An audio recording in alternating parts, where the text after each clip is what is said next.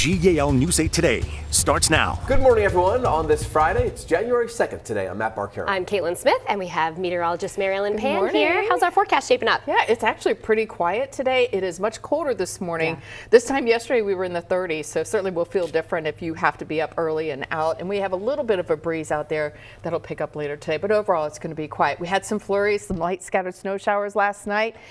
You can still see some flurries across the area, but you can see most of that has pushed off to the east as our disturbance continues to pull away from the coast, and the clouds that are around will break up as we head through the morning. Winds are light to calm across the area. Feels like temperatures are in the teens and low 20s, but when they do pick up, it does make it feel a little bit colder than the actual air temperature, which is in the upper teens and low 20s at this hour. Here's a look at your News 8 Storm Team weather planner. 24 around 9 o'clock this morning with decreasing clouds, partly sunny, breezy and cold. Temperatures in the low 30s, but with the breeze increasing, it'll feel like the 20s for the afternoon. And then we'll see those clouds clear for a few hours as we head through the evening hours. The clouds do come back heading into the weekend. I'll have a look at what you can expect for the next couple of days. Thank you, Mary Ellen. And it is because of that cold weather that a code blue alert is in effect right now for several communities. That's when the temperatures dip so low that could actually be dangerous for anyone to spend the night outside. And at least 2 counties are stressing the importance of finding a warm place to stay. The Lebanon County Coalition to End Homelessness is in a code blue alert until 10 o'clock Monday morning, so all weekend long. Also, the Lancaster County Homelessness Coalition's Code Blue started at 10 o'clock last night. It runs until 9 o'clock this morning. And remember, you can always stay up to date on the forecast anytime by downloading the free WGAL app. It's 4:32 and there are concerns continuing as people near A&M composting in Lancaster County say they still smell that smoke from a fire that's been smoldering for almost a month now. The Penn Fire Company first got to that fire on December 6th. Then crews went back to the site Wednesday evening when people frustrated saying the smoke from that compost smells like human waste. We had somebody that was on the turnpike coming home and they were like, it is so bad you can't even see. Like right there, it's driving. That was like towards the beginning when it was really bad, really thick smoke. State Senator James Malone, who represents that part of Lancaster County, has visited the site in Penn Township, says A&M is working alongside the Department of Environmental Protection. We really want to be sure that people do know that we did hear their frustration. That's been a bit of an ordeal for everyone involved, but they are working at it. And I have also been out to the Penn Township administration, talked with the fire chief, just to get a really good sense of what everyone's dealing with. Well, the state senator says that if people still have additional concerns, they can reach out to Penn Township, his office, or State Representative Mindy Fee.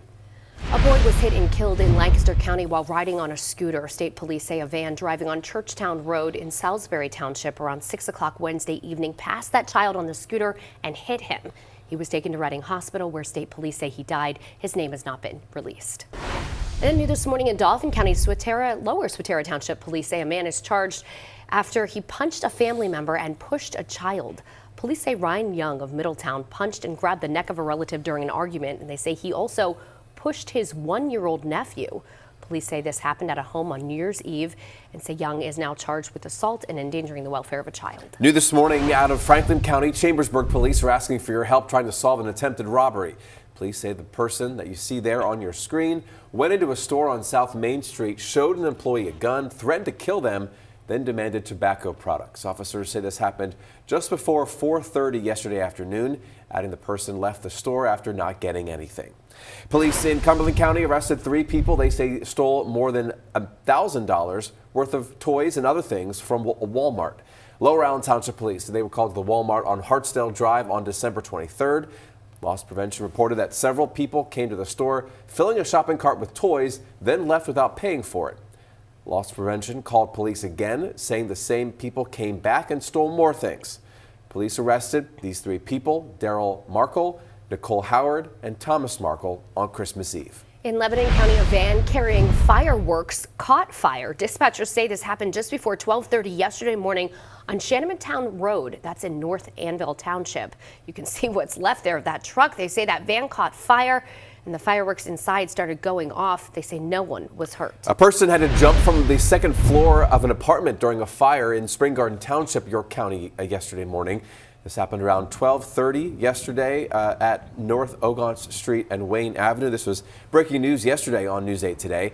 Firefighters tell us they rescued 4 people. 2 others got out on their own. 3 dogs were also rescued. A car carrier crashed in York County, spilling cars into a yard in Felton Borough. North Hopewell Township police say that crash happened yesterday morning on Main Street near Beaver Street.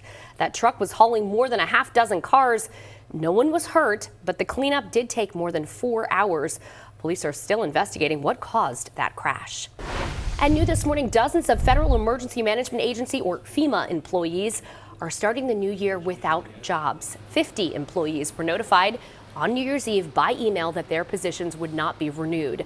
The impacted workers are part of FEMA's on-call response and recovery teams. Those are the people who generally are among the first federal boots on the ground during disasters. A FEMA spokesperson says the positions are term limited and based on disaster activity. The Centers for Disease Control and Prevention says flu cases have spiked recently. And Siobhan McGurl is reporting from Philadelphia on how this is in fact impacting hospitals. Working in the emergency room at Virtua Voorhees Hospital, Dr. Adrienne Reguer says this flu season has been hectic. It's ramping up very quickly. Typically, we do start to get busy in December, but we were very, very busy in December, and we've been very busy the last 2 weeks in particular. A surge in positive cases, not just here, but across the country. CDC data released this week shows cases rising nearly 26% the week before Christmas, bringing the total this season up to 7.5 million.